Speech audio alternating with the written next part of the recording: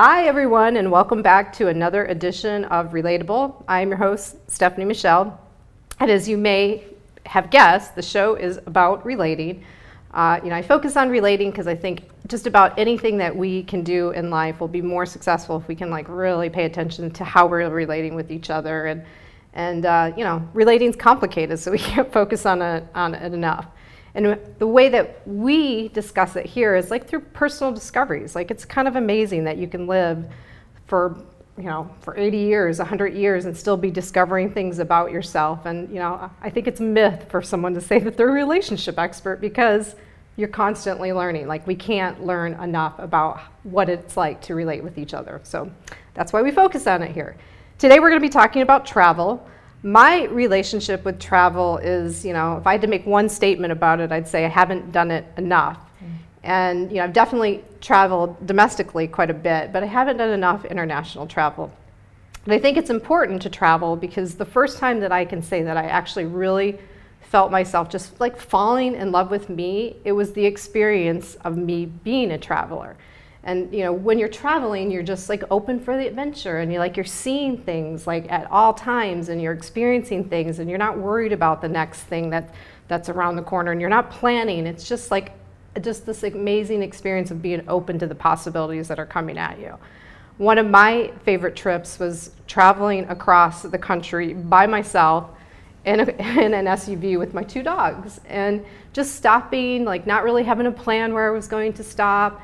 But stopping along the way to get out and meet local people and see nature. Oh my God, there's so many beautiful, beautiful places across our nation.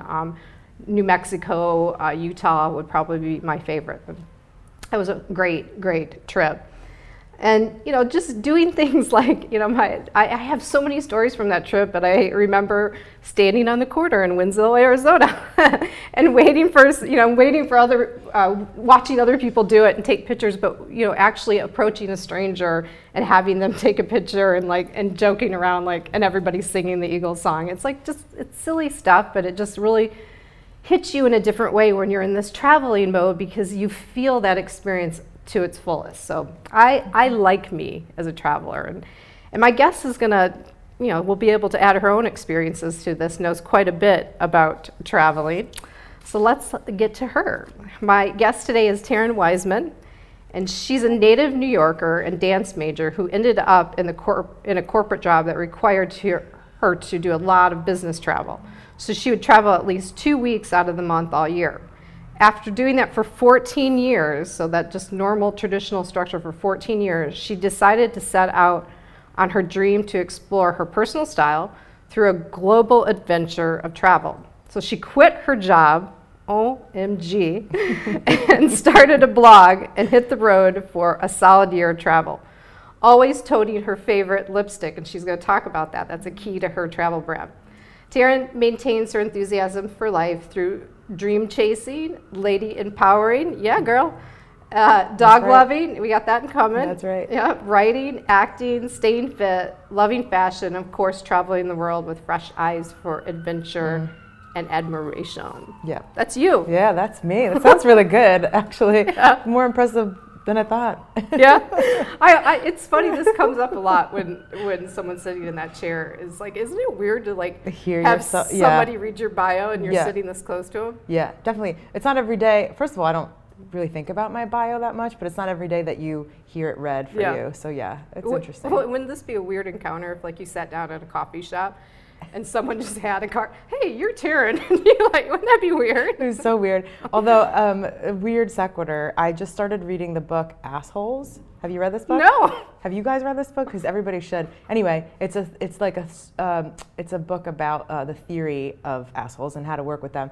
And one of the qualifications or descriptors is that they ask, do you know who I am? And they do basically their own bio. Really? So I think it would be very interesting if we walked around in coffee shops and was like, hello, I'm Taryn. I've traveled the world. I love dogs. Anyway.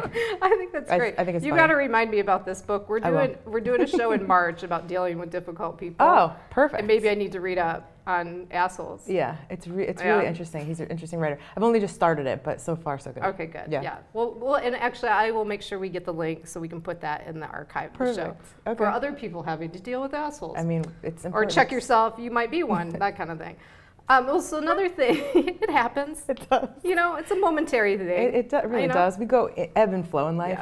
Yeah. If you're going to be real about it, like there are moments where you're like, that wasn't my best self. Definitely. Yeah. Oh, definitely. Yeah. Agreed. So another thing, we're supposed to be talking about travel. I know. We'll get there. We'll get there. I know. Yeah. We're traveling to the space. There we go. Where we're going to talk about That's travel. right. All right. Well, the other thing that I like to ask people while they're sitting in this chair before we get into our conversation is like, is there anything that's just pulling your attention today that you want to get off your chest that's kind of a distraction? You're like, I just really want to share this right now. There's a lot of things that pull my distraction in life right now. And that's probably the biggest challenge I'm facing as a human being, being back in America. Yeah. And I'm definitely dealing with it more than ever with social media, in part because I have to with her travel style and communicating with people. But that'll probably come up a little bit more as we keep talking. But I would say that's the one thing, not super nagging, but just something I'm facing as a human and relating to other humans. It's tough. I think it's tough for a lot of people. I have these conversations with a lot of friends. It's like how we've had to be more mindful about how we start the day and not like reaching for the phone and getting too deep in the news of the day and then the worry of the day, and you know, like really actually saying, okay, I'm maybe not going to even look at that stuff until 9 a.m. or 10 a.m. or something, and then even when I do, maybe put a limit on it. That's right. You know, 20 minutes. Exactly. You know? All of it. It's tough. All right, girl. Let's get there. Talk me through. So you quit your job. Yeah. And quit it. And you went for a solid year of international travel. Solid. What did the pre-planning of that look like? Can you take me back to that time where you're just like, I'm doing this? Yeah, I sure will. So there were sort of two iterations that happened. I think talking about the first one is really important because when you're setting out to travel the world and you've never done it before, there's going to be a lot of learning, a lot of stumbling, and that's great. It's all great. In the time that it's taking place, I didn't think it was great. I was also going through a lot emotionally. But like without scraping your knees and getting hurt, you're just not a good person. Like it's just not enriching. I'm kind of having deja vu because I'm remembering not too far away from where we are right now, downtown, us being at Troni's right before you were leaving. Yeah. And there was a lot going on. There was a lot going on. You look like there was a lot going on. Like you physically, mentally, everything about you is different from that moment. Exactly. And I remember us talking about like, when you make a big change, like it's like gears, right? Everything's kind of going like this, and then you make this change. It's like, exactly. There's going to be friction. Abrupt. Yeah, totally. So around October of 2015 is when I knew I needed to make a big change. I wasn't happy with the line of work I was doing, so trading one nightmare for another just didn't make any sense. And I couldn't figure out what I wanted to be when I grew up. So between not knowing what I wanted to do, knowing the same type of work that I was doing wasn't the answer, and also being in this emotional place, what started to make sense for me was just leaving, was just changing everything and having that drastic experience. So the first iteration was, okay, I'm gonna live in Paris for 6 months, and I'm gonna be fluent in French, and I'm going to do all the things I love about Paris. It was at the time my favorite city in the world. It still is my favorite city in the world. We'll get more into that later. And that would just be so amazing, not just romantic in the sense of like, I'm gonna live in Paris for 6 months, but what I felt like I needed at the time. As things started to progress and got closer, and I was thinking about finding a place to live, and I had started reaching out to different communities about how do you find an apartment in Paris and all this, I realized like I don't want to be sedentary. I don't want to be in one place. As much as I love that city, I don't think that's exactly what I need, but I do knew I needed to go. Yeah. So then it became, you're traveling, you're gonna go a lot of places. Yeah. But when I first executed I'm going, it was a dream of mine for many years. In fact, since high school, which is so random because I choreographed the musical South Pacific. where I've learned about Bali, and always wanted to do a yoga retreat in Bali. It was just something that really called to my soul. But the timing never worked. You know, you work for a corporation, you have a lot of experience, responsibility. You don't take off 2 weeks, you know, consecutively and do that kind of thing. Maybe if it's a honeymoon, but you know what I mean. So that was the point in time. I decided I'm going to start in Bali. I'm going to start in this yoga retreat. It felt like the right place and activity to launch this experience. And that was my hard line. So that was April 21st, 2016, when I started the trip. And that was how the planning sort of started. It's a long-winded way to get to your question. It's all good. So did you, so you planned like the first stop, and you knew you were going to go to Paris at some point is what I'm hearing, right? Did at you some know, point. like, did you know what your next stop was going to be? I roughly planned out the first 4 months. Okay. Yeah, so after that I went to Japan. My brother got married in June of this past year, so I did have bridesmaids responsibilities throughout, so I did have to come back to the US a few times through that process. But roughly the first 4 months. And they were mostly places I've always wanted to go, that I wanted to tackle. And I also chased summer. So I knew that whether I was in the northern or southern hemisphere, if I was still staying in the same climate, it would make things a lot easier for me from a packing perspective. And you know, all the stuff you just don't want to deal with. That's actually a great tip too. It's like if you want to go out and do this for for a longer period of time, like try to stay in the same season at least, so you can pack lighter. And that's right. Yeah, exactly. Packing is, wow, that's a whole nother monster. Could you do a show about that? I could totally do a show master about packing. yeah, I'm still not a master at it. That's the worst part. I'm like, you know, they have minimalist packers. Like maybe you're a minimalist, like good for you. There's so many blogs dedicated to women being minimal packers. Like one backpack? Like literally like a backpack or like a large purse. And I'm like, that's amazing. I'm what's called a maximalist packer. Maybe that doesn't exist. Maybe I just coined the phrase. I don't know. But do you have like people with trunks behind you? Well, actually, there's a guy that I met. He's from Australia. I hope he's watching this right now. Andy, I hope you're watching this right now, who I met traveling through Indochina. And he was the human being that would carry my suitcase up the stairs. Aww. I know, bless him. We make such jokes about it. I didn't start with a suitcase. I started with a backpack, a proper Osprey backpack. That lasted for 7 months, and at my 7th month, I shipped it back to the US and I bought a suitcase at a mall in Sydney because I had started having back problems. I was like, because I'm a maximalist, and that's what happens. I wasn't camping for a weekend. You're like leaning back. You have this new posture. Like, totally. Everyone's like, you okay? I'm like, yeah, I'm great. What's wrong with this position? This isn't normal. Isn't this healthy? Yeah. Do I need a chiropractor? right. Exactly. No big deal. So packing. Yeah, I'm still not great at it. Yeah. Well, you learn. It's like It's like buying stuff that like doesn't wrinkle. That's and like rolling and and lots of small bottles and and you trying to use every little space. I actually am a pretty good packer. That's awesome. You know why? I think my mom and I have this weird competition. I don't even know how this started, but you know how you can the U.S. Post Office has these like flat rate boxes. And we like literally outdo each other about how much you can put in this box, because the tagline is like, if it fits, it ships. And my mom and I like to just push the limit on that. That's outstanding. Like, it's amazing how much stuff we can get in those boxes. That's awesome. So yeah, I'm not that, so good for you. Yeah, well, she's not that in packing either, but that's a whole nother story that her husband can talk to you about. All right, so pre-planning, you know, was there fears or like, you know, what was going through? I think I was, not fears in the traditional sense of I'm going to be out in the world alone, because in the first few months when I started, I was so emotionally withdrawn, basically, that I was just fighting that every day. What kind of things were people saying to you when you made the decision that you are going to quit your job? I mean, there's quit your job and then travel the world. They're totally different things. There was a mix. I would say it's probably 50-50. Some people were like, good for you. The people that knew I wasn't happy, it's about time. And no one really gave me any hard time about the job. I would say most of that was really supportive, actually. When I started to talk about traveling, it was half like, that's amazing. Either I've always dreamed of that or I could never do it.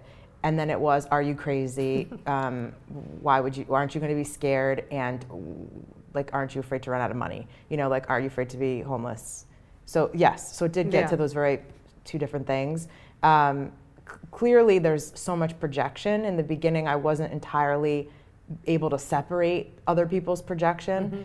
And I learned that when I would go to places like Barcelona and I'd walk through the street like, I dare you to steal my phone right now. Because everybody was like, be so careful, Barcelona. It's an amazing city, but you know, I was robbed. You know, like 1 in 3 people I talked about going to Barcelona were robbed.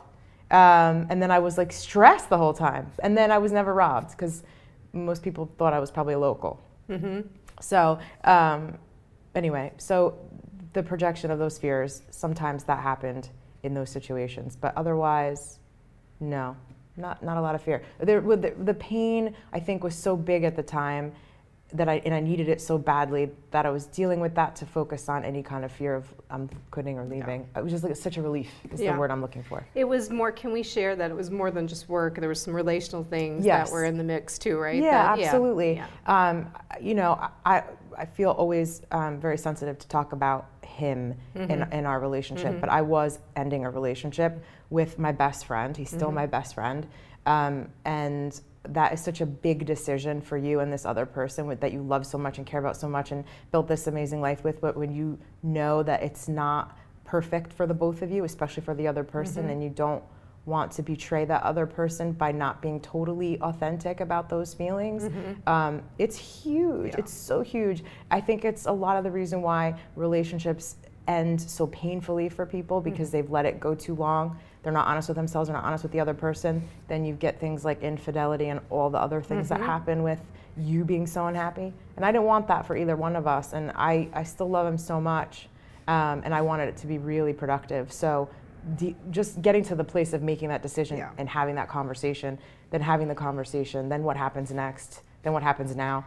It was all of that on top of, you know, and work. I know. It's your life, it's your whole life. I know how you feel about this person, and you know, the deep friendship and the feelings, and it's almost like you knew it would be easy to fall back in these habits that weren't good for each other, and travel was a good way to like, okay, well, we're just going to have a time where we're just not going to be together, and we'll come back in a different way. That's you know? right. We won't have these things that we have to deal through. That's right. Yeah. And he was a huge supporter of the trip.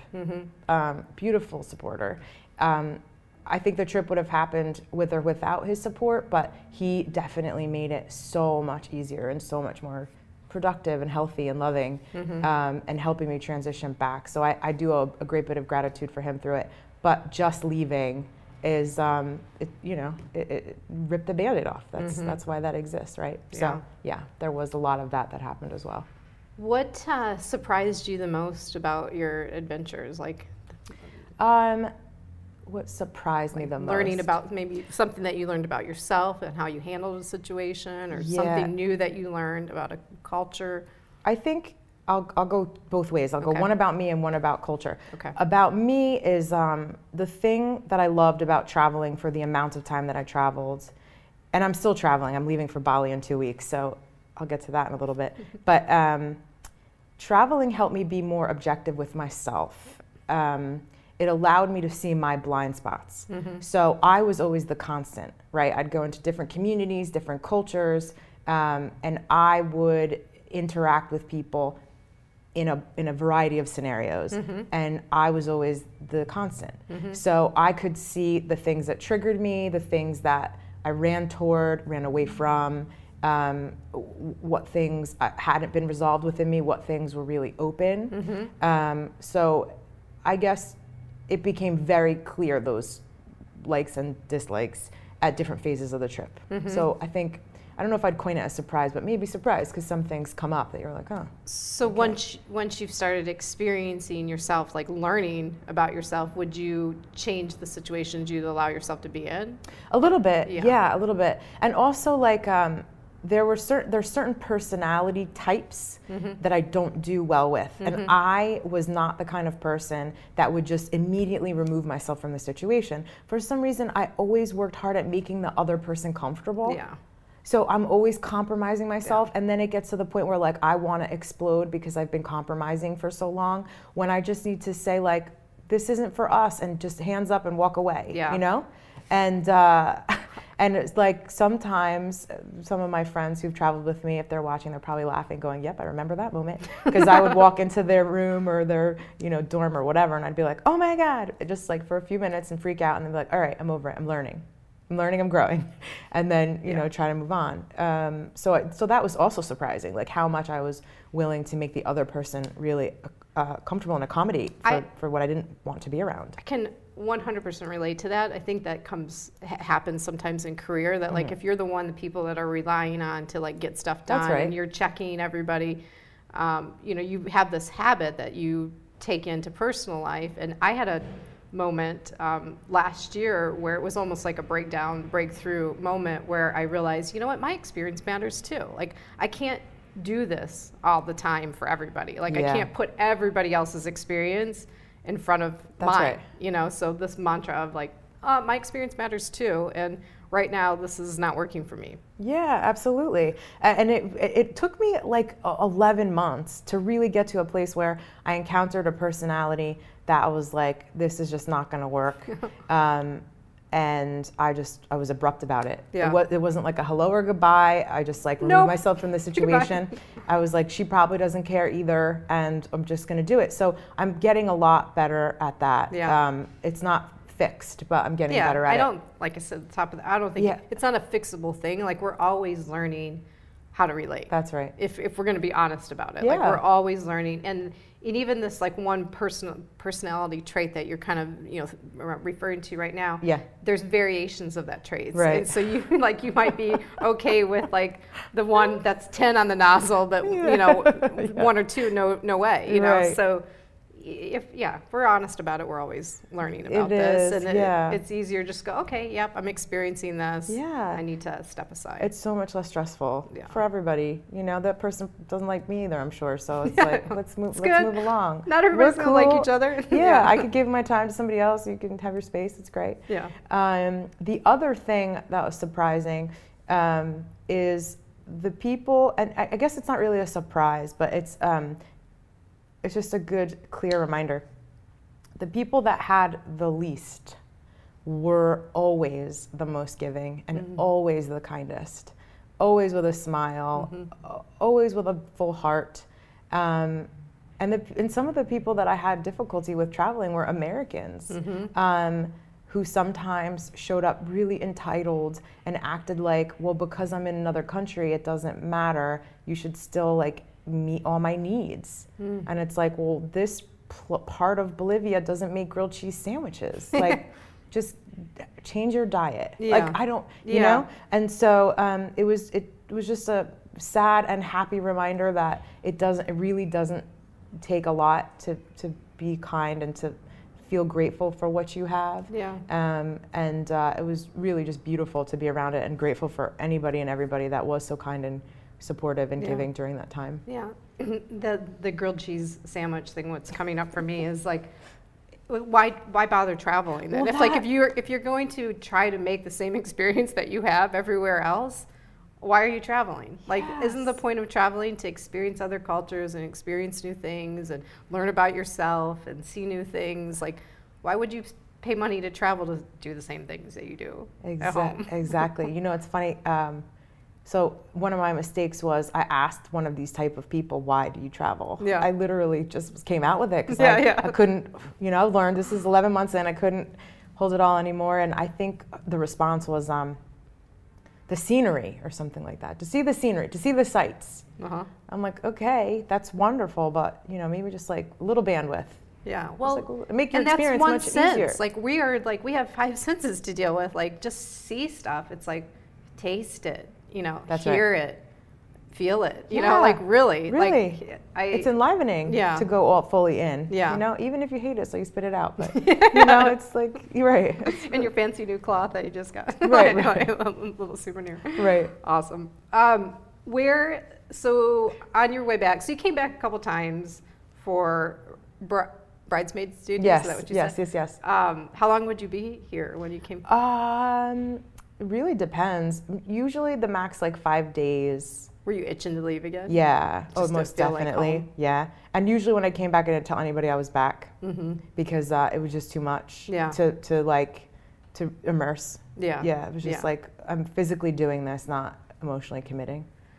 And so, and what was your official, on this like 1 year of travel, what was your official last stop before coming back for a while? Internationally, it was Mexico. Really beautiful, actually. So I started with a yoga retreat in Bali. The company that hosts it is an amazing company. The yoga teacher I'd never met before, she's an instructor in the Bay Area, San Francisco Bay Area, became an amazing kindred spirit. And so a year later, she had asked me to be her assistant at her yoga retreat in Mexico, in Sayulita, which I signed up for. And the assistant responsibilities turned into caretaking for a woman who had Alzheimer's. And bless her, then she also had a fused spine. She was a really amazing human being with like so much pizzazz and vibrance for life. And I was responsible to, make sure she was safe and take her to and from practice and make sure she was okay on the grounds and let her lights in the room and stuff like this. And unfortunately, fortunately I should say, she wrote her biography. She published it a few months later, but then in December she passed. And I was fortunate enough to go to her memorial up in the Bay Area, but it was really profound on so many levels. One, it was a lot of Americans that happened to do this yoga retreat, so it was the first step in immersing into coming back to the US. And then it was this responsibility again for somebody else, and a really amazing human being in the process, and also an exercise and patience and complete unconditional support and love. And I've only spent 7 days with Bokhara, but she was one of the most biggest blessings I've had on the trip too. I learned a lot from her, and I'm reading her biography right now. It's hilarious. She was an amazing woman. She entitled the book "Not What I Expected." Y'all should read this. It is amazing. Can we find it? Like, yes. Can we get it on Amazon? Okay, we'll you can share find that it on link Amazon. Her name is Bokhara Legendre. So already that's fabulous, right? Yeah. Anyway, and then right after that, I went to actually spend time with my ex's parents who lived in PV at the time in Mexico, and they were my very last flight before I came back to the States. And then I was in Los Angeles only for 2 days before I had to go to a wedding in Maui. So you just keep going. Yeah, just keep traveling. It sounds like, and if I'm leading, tell me. Sure. No, it's not this at all. But it sounds like your experience or how you travel is just like you get somewhere and you're just open for whatever's there. That's exactly right. Like you're not like, it's not important to like have a certain hotel or none of these things. Just your lipstick, right? I had so many lipsticks, hence the maximalist. It was like wild, but yeah. Talk about that. So that's a big part of her brand, her travel style. Like why lipstick? Why lipstick? Yeah. My love for lipstick started when I was about 7 or 8 years old. My father's mother, my granny, she was very into being put together all the time. Grocery store, full face, amazing ensemble. And she would come to the house. She lived in Brooklyn. She would come to our house at the time in New Jersey and set everything out on the table, put her face on it. I would sit there watching, just gazing. And then, she always had these amazing lipsticks. So over time, like I never wore a lot of makeup growing up, but I would always have a lipstick. It was just like this little thing of love.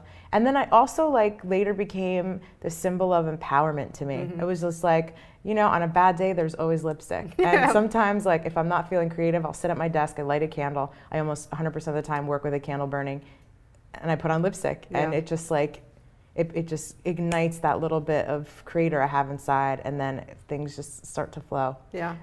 So yeah, I think all those pieces, I felt like it was important to be a part of the brand. It's kind of like an anchor for you. Yeah. It's like, ooh, I'm empowered. Yeah. Like, I'm channeling my grandma. A swipe of it, yeah. And also like a social experiment, people treat me very differently when I have lipstick on and when I don't. Really? And depending on the colors I'm wearing. Yeah. Most definitely. And that also was a symbol of empowerment. I read some interesting studies, I loosely remember the details, but how through evolution, males tend to be attracted to pink lips or red lips on women. And I walked through an airport once, like, let me put this lipstick color on and see how that works. A pink or... It was like a bright pink color. Yeah, you do get a lot of different attention versus if you're not wearing any lipstick. So I thought that was also important to hair note. color. I've noticed hair, because I've gone blonder at times, and then lighter lip as opposed to a dark lip. It's true. Yeah, people just like pop up a little bit. Yeah. Interesting. I get it. Oh, I have to ask you about this. It was goofy. What is a terrapin? She had this in her bio. She's like, I'm a terrapin. I'm like, she doesn't know about the terps, you guys. I don't. We got to teach her about terps. Tell me. It was our mascot, Maryland, where I went to college. We were the terps. Go terps. Oh, okay, got it. So yeah, take a little pride in being a terp. I got it. All right. I have to. I was like, what is this? That's right. I know it's a turtle. But why would someone call themselves that? Yeah. Well, let's get into kind of like how, encouraging people to travel, or really why this is meaningful to you, and how you would want people to have this, to be able to have the same experience. Like, what would you say to somebody? It's like, I don't have the time or I don't have the money to travel, but I want to. Yeah, I think it's goes down two silos. I think the first one is mindset, right? I've had so many people say to me, I would love to do what you do.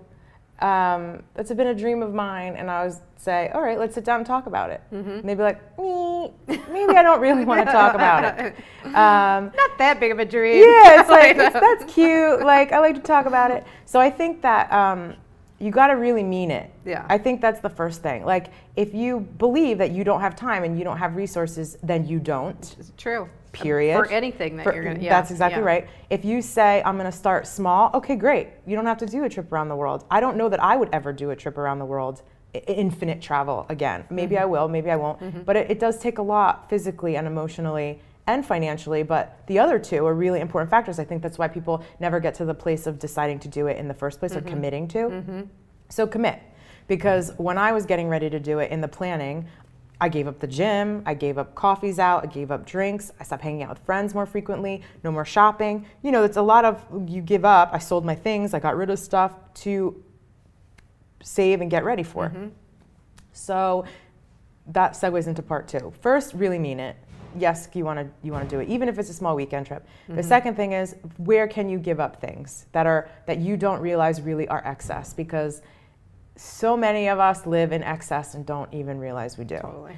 And there are so many things you could sell right now. Stop buying.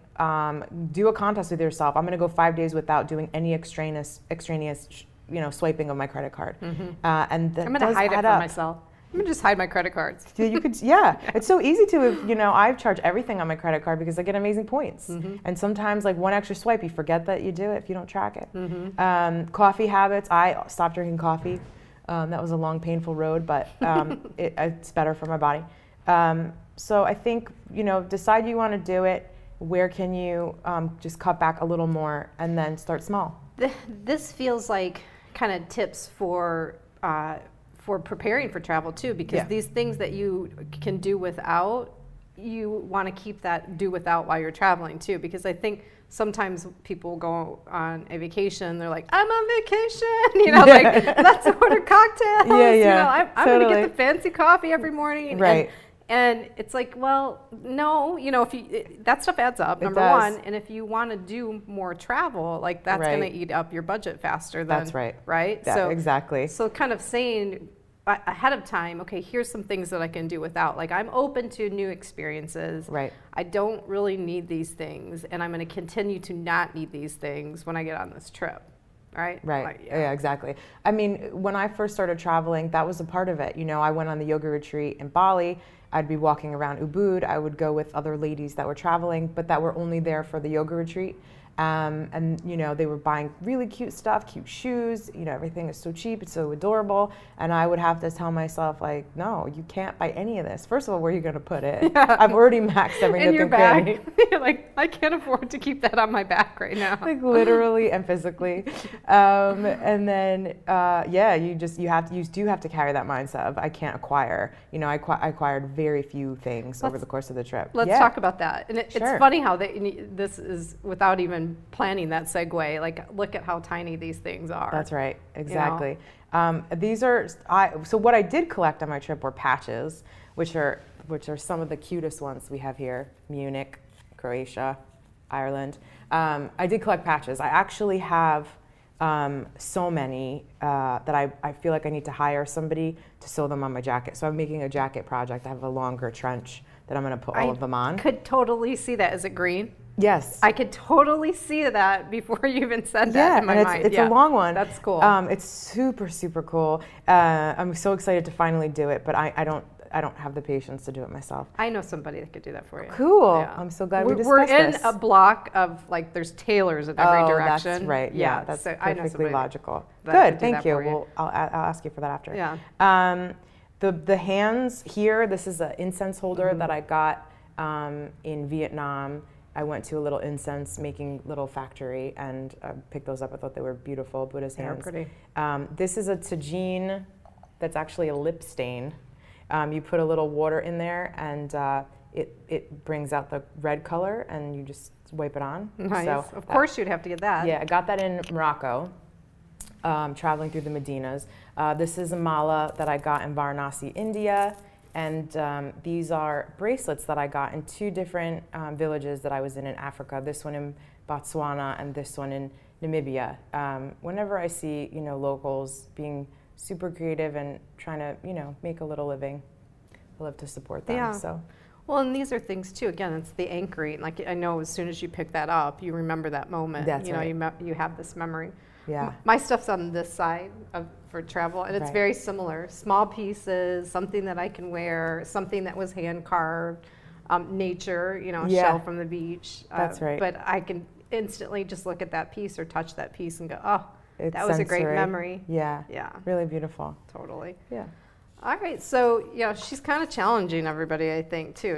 If you say you want to travel, you can find a way, and it's about I'll help giving, you. I'll help you. I'm ready. Yeah, we're going to share all your links so people can ask you questions and get inspired. Your photos. Oh, we've got to ask you this. Yeah. Got to ask you. Your photos are amazing. Thank you. So how did that happen? Were you when you're in most of them? Yeah. So would you find a stranger to take a photo? How did Yeah, that happen? it was a combination. Yeah. It's actually funny. Did you art direct those photos? I did. So in the beginning, I was afraid to ask people to take my photo. I was really afraid, and I was really embarrassed because I knew I wanted to look a certain way, and it would be so cute. I'd be in Tokyo, and I would ask them, a local to take a photo, and they didn't understand me when I said, but I'm not going to look at the camera. I'm going to look over there.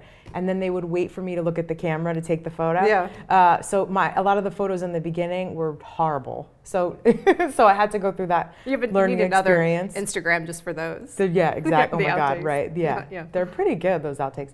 And then my photography wasn't so great in the beginning either. So it was a process of learning and practicing to make my photography better, and then becoming more bold to ask people for help. And then when my photography got better, I was willing to invest in better equipment. So eventually I got a better camera, I traveled with a tripod, and I was willing to find ways to photograph myself. So a lot of the photos is me looking like an idiot in the middle of a populated area because I set my phone up with the shutter or the timer or whatever to get some of those. And then of course, I started becoming more brave to ask strangers, and then I would tell them, this is how I'm going to do it. Please be kind, and then other times, of course, I made amazing friends. And then my poor friends, thank you guys, my poor friends, I would say, this is going on her travel style, you got to make it good. And they were so supportive and willing. Yeah. So a combination of all those. But what a great way, what a great way to meet people. Yeah, and, totally. And experience somebody else's culture by asking these type of questions and then trying to explain, well, this is what I'm going for. And hey, do you got more than 5 minutes? Because this is going to take some time, right? What a great way to do it. I'm glad that you're I can't remember ever seeing a selfie in your photos, and I have a couple selfies that I put. Yeah, I put a few, in part because they were some of my happiest moments. So even though for the public consumption it would seem vain or whatever, but to be sipping out of coconut on a boat in a hidden lagoon in El Nido on the island of Palawan in the Philippines. Nice. Where like it is one of the most beautiful places I've ever set my eyes on, and you feel as amazing as it is. You capture that. I captured it, and when I look at that photo, I feel the happiness. So a lot of those selfies that I would post are those moments. I'm sharing the happy. And people would say that, particularly through my Facebook community. People would say, I can see how happy you are. And for me, that was the biggest gift to bring back. Nice. Right? So yeah. I love it. All right. Is there anything else you want to share about travel? Because we're going to switch gears. Like, just something that you're like dying to tell people, encourage, share. I would say everybody do it. Do it. It's so enriching. But also, ladies, do it, and do it alone. I found that I met so many women traveling who were feeling really stuck like I was, and how much travel can help you get unstuck. So I would say, even if it's for a day, go somewhere alone. Even if it's to the movies by yourself to practice trying, or a weekend, someplace where you don't have to worry about a SIM card or data plan and you know the language. Go someplace that you feel like you could restore, and start small. But I think if everybody did it and had puppies, I think the world would be a better place. This is a puppy-friendly space, so Great. Yeah, we agree with that. Have puppies and travel. I love it. I mean, have puppies and travel. You know, it's a good recipe for smiles. Sounds good to me. All right, so we're going to do 2 more things before our time is done. It goes so fast. I know, it's going so fast. So one of the things I like to do on the show is just show that any given time, the circumstances of how 2 people are relating can change. Okay. And the easiest way that I found to do that is to ask some off-topic question. Okay. And they're usually ridiculous. Oh, great. Silly, right? Okay, silly. So you get to choose between, I have a little box of cards or a book. Let's go with the box of cards. My intuition says box of cards. It's not your mama's dinner party cards. That's great. I like that. All right, let's see what I got. I don't know if my mama ever had dinner parties, but... Oh my gosh, this is not funny. I almost don't want to watch it or ask it. Yeah. Could we get a pass? I don't want to watch it either, actually. If it's really crazy. So this question is, how far into pregnancy should abortion be allowed? Wow. I know. Talk about change how we're relating. I'm like, wow. I don't know. I honestly don't know. I've never had a child. I don't think I remember that much from biology in the gestation period. I don't know. I really don't think I will have a responsible enough way to answer that question. I know. I mean, I will say, I'm sure I'm going to get some angry emails. I'm definitely pro-choice. I think there's circumstances to this particular thing that, make this decision very difficult in terms of how far along. I agree with you too. I don't know the technical science that I would want to dive into that, but wow, talk about. Please give me a funny question. That's a tough one. That's never happened. Maybe usually the book next time. Yeah, really. Yeah, the book next time. Right. What's your personal hell? My personal hell? That last question. Done. Check that off the list. Yeah. What's your personal hell? My personal hell was what I was doing before. Yeah. My personal hell was feeling like you're getting the life sucked out of you and nothing in return, and just waking up every day feeling like nothing's getting better. Yeah. That was in my personal hell. Completely relate. I call it existing to keep up. Like it's my worst fear in life. It's like getting into a cycle where I'm just existing to keep up. I'm just paying the bills and keeping it all going just to be here another day, without really experiencing things, without contributing. It's really important to me to contribute and know that I've left whatever place I've been in a better place or person. Yeah, that's right. So personal hell would be like to feel like on a hamster wheel and not being able to do that at all. That's where I was. Let's go book. Maybe you should put the cards on another table next time. Just use the book. Usually they're really goofy, like, boxers or briefs or silly. Like I've never. I mean, I don't even think I've ever seen that card. You pulled out like the 2 most profound questions the whole deck I might has. take the abortion card out. Okay, that's fair. Just a tough one. All right, tell me when to stop. Stop. What would you? Oh boy. What would you want to have your rate of physical aging? Would you want your rate of physical aging slowed so much that, barring some accident, you would live for 1,000 years? Would you? Okay, let me read this. Should again. you go to another page? Or? Should you? We're on a roll here. I know. We were meant to talk about traveling and being uncomfortable. We were meant to be uncomfortable in this adventure. So would you want your rate of physical aging slowed so much that, barring some accident, so despite an accident, you would live for 1,000 years? Would you want to live for 1,000 years? I think hey, book author, couldn't you just ask, would you want to live for 1,000 years? I don't think I would want to live for 1,000 years. I don't think I would.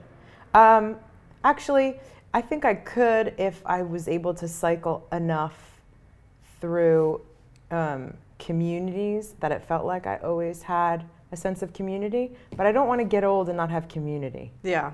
Does that make sense? Yeah. I think I was watching this TED Talk recently where it talked about the key indicators of living a long life, and diet and exercise were actually not the two leading indicators. Relationships, one of the top ones. Yeah. Yeah.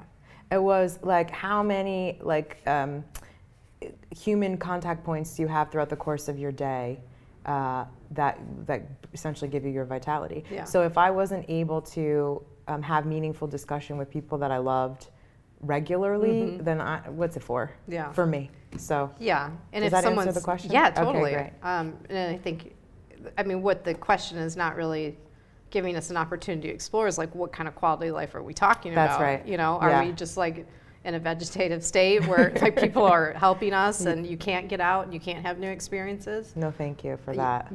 No, thank you. Yeah. 1,000 years is a long time. I'm just trying to manage to like get to 80, and feel good about that. Yeah, I'm trying. 1,000 years. Agreed. That's a long time. My physical body I'm very grateful for it, but without exercise, things like yoga and running, I don't thrive. I learned that about myself the hard way. That's a personal hell, is not being physically fit. So I'm very grateful that I walked in here freely and ably, yeah. Me too. If that matters. Yeah, wellness is really important. Yeah. Okay, I'm going to try the book one more time. You're still going. I know. A for effort. A for effort. Okay, I'm going to you tell me when to stop. Stop. Okay. If it's bogus, just turn the page. I won't Just know. turn the page. It's a long question, so. Okay. If you could reshape your recollections of any unpleasant past experience and replace your present memories with ones much more palatable, would you? If so, what would you change and why? No. I wouldn't change them. Done with this book. Can I just like this? Yes. That's a wrap. That's a wrap on the book. No, I wouldn't. Those memories that come up still, that give me nightmares, that wake me up from my sleep, I need to learn why they're there and why they affect me still. Because any adversity, all the adversity I've experienced in my life got me here. Yeah. And that would be rewriting my whole past, and I wouldn't be me. And I agree, that would be so strange. And I find that darkness is a teacher and a gift. So no.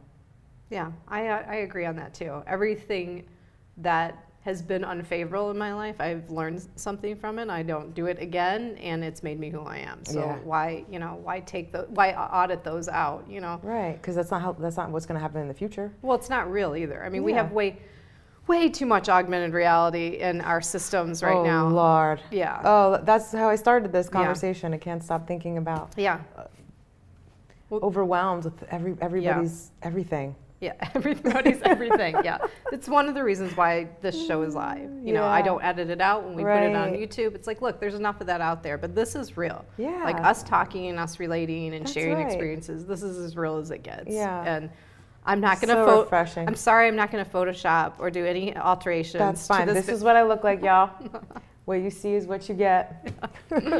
Awesome. All right, we're going to put the book aside, and we're going to do some more stuff. Yeah, we're going to. Okay. Well, one thing that kind of came up in that last question that I wanted to ask you back to travel is there any moment in travel that you're like, oh, I kind of didn't handle that the best way? Like that you really, like it was a do or die kind of experience. You're like, I would have done that one differently?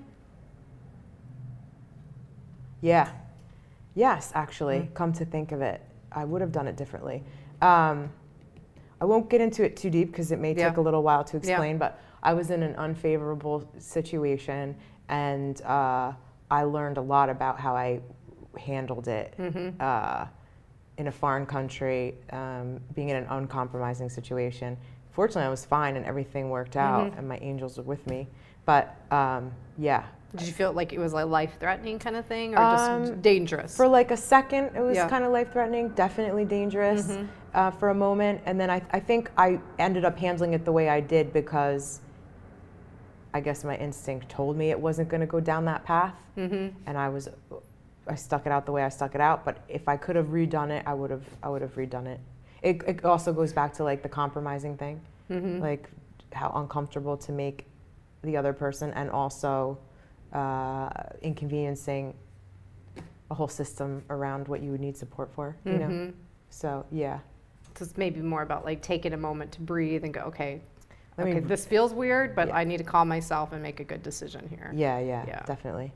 I know this sounds really vague, but if I get into the scenario, it would be another hour. Okay. So I'm saving everybody time. We can cover it in the comments if if you're If really you wanna curious, know. you can reach out Yeah. to you on Instagram at Her Travel Style. Yeah, perfect. Yeah, we'll get there. Sure. Okay, so one last thing that we do on the show here is what we call a heart swell. Okay. And you know what it is basically just giving a shout out, a heart swell to somebody that you just really want to acknowledge, that deserves some kind words, some loving words. Maybe it's stating a new purpose or commitment to this person, or just acknowledging them in some way. And the reason that I ask everybody to do it is just like, look, I want everybody to know it's not that scary to share deep emotions, and you know, and taking the time to do this is really meaningful. So we can all do that. So I'm hoping people experiencing it will go, oh, you know, I should call Aunt Rita today and give her my own heart swell. So that's why we do it. Can I do two? Yeah. Okay, absolutely. great. So I have to look at the camera? You may want to look at the camera. First one, I believe you're watching, and this would be kind of sad if you're not, but to my mom and dad, I just want to say I think you know how much I love you and how much I'm grateful for the lessons you've taught me, but particularly with the trip and travel. My father, and I write about this on Her Travel Style, really taught me the gift of travel. He was so important to us to travel as children. So Dad, thank you for all the trips as kids and as a family. And also to the both of you for always allowing me to believe in whatever I wanted for myself. Not everybody gets to have parents who say, sure, daughter, be a dance major, because dancers make millions of dollars and have lifelong careers. But you never said that to me ever. And instilling that ability to see for myself what I want and going after it allowed me to then birth this, traveling. And hopefully I'm continuing to make you proud as your daughter, but thank you tenfold. I love you. Second, to Christopher, I've talked about you already in this segment, but to you, always thank you. I never take a moment of your support and kindness and love for granted. You're an amazing human being. The world should all be so fortunate to know your soul and your kindness. You're an amazing puppy papa. I know the girls are so grateful for everything you give them. So we thank you. That's my heart swell. Awesome. That was a really good heart swell. Oh, thanks. Yeah. Shout out to dogs and a good friend and parents. Yeah. Awesome. That was really great. Thank you.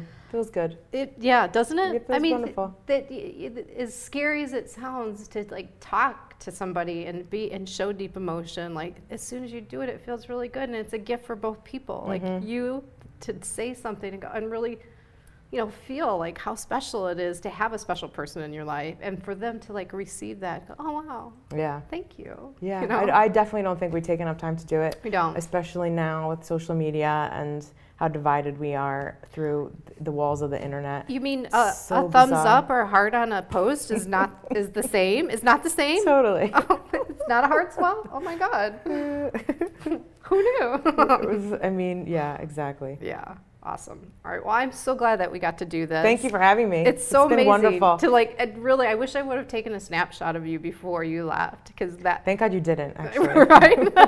Thank God that doesn't exist very much on social media. Just in my memory. Yeah. In fact, I wasn't on Facebook before the trip. Yeah. I joined Facebook for the trip predominantly because of meeting people along the way and staying in touch the easiest way. But yeah. So nice. Anyway. Nice. So you can learn more about her adventures and see her amazing photography, and you write too. You journal about these adventures. So her brand is called hertravelstyle.com, and then of course on Instagram and Facebook, Her Travel Style. You can get to both. The handle's all the same. The handle's all the same. So Her Travel Style, and of course we'll share that in the archives. I thank you so much for being here. Thank you for watching, everybody that's watching. I can't wait to see old friends, new friends. I can't wait to see who's watching from different places in the world. Yeah, like I hope people are tuning in. If you're watching right now and you're still in the comments, like tell us where you're watching from so we can see, like we can kind of like trace your trip by that would be cool. The friends that are watching. Although a lot of people are probably sleeping. So. Yeah. Anyway, that's all right. We'll send them the video. Yeah. All right. So next week we're going to be talking about listening to the voice that's telling you this is your purpose. Sometimes we kind of shut that voice down. So I'm going to be talking with author Caroline Fernandez about really tuning in to that's telling you this is your purpose. Sometimes it comes through conflict. So we're gonna cover that. Our favorite thing, conflict. Yeah, maybe the box will participate in terms of conflict questions. And as always, I like to put out a social challenge of the week, and you kind of inspired me. You can travel out of your comfort zone in your own community. That's right. You can experience like just mini trips in your own community. So I encourage everyone to just like go somewhere that they've never gone this week. Maybe go to a museum. Go alone too. There's something very different about doing something alone than doing it with a group of people, because you're kind of in your safety net, right? And when you're, but maybe it's going to sit somewhere and having a dinner alone, or sitting at a bar and just like having one drink alone, or museum, or a meetup, or a dance class. Like just do something different. Totally. And you have to physically go to it. So that we'll count that as travel. That's like right. Yeah. You travel. You got on transportation. I mean, here in LA too. Like if you get in your car and it's gonna like it is already an adventure. It's already an adventure. But yeah, I encourage everyone. That's going to be our social challenge of the week. Is just travel out of your own comfort zone in your own community. So find something new to do. Awesome. Okay, That's and awesome. Let us know. Like reach out to both Please of us. do. And if you need help, please do. I'd love to help with an idea or an itinerary. Yeah. So you got that too. So that brings us to the end of the show. As always, you can reach out to me on Twitter at @LoveMoreNow or Instagram at RelateWithSteph. The archives for this will go on YouTube and iTunes, and you can find them on my site, StephanieMichele.com. And we do have a public shared experience coming up at the Relational Center. That's next Tuesday, I think, February 20th. And that's just, hey, talk about coming out of your comfort zone. This might be the thing that you want to do, which is, it's just a group of people that we sit in a circle and we get to a point where we're really sharing on a deep level. And most people in the circle do not know each other, but it's meant to really let everybody have this experience of what it really feels like to slow down with people and deeply relate. It's amazing. Every one of them is so different, and this is where I coined the phrase feel good relating, because it's like it's really what it's supposed to feel like to connect with people, but we're not doing it or having this experience enough when we have the phone in between our communication, or we're letting that interrupt us as we sit down and talk. So that's public shared experience at the Relational Center, February 20th. Love to meet people. Please come out. You would dig this. Yeah, it's really cool. Really cool. I'll tell you more off air. Great. And as always, just relate with more curiosity. Let that be your adventure. See you next Tuesday. See ya.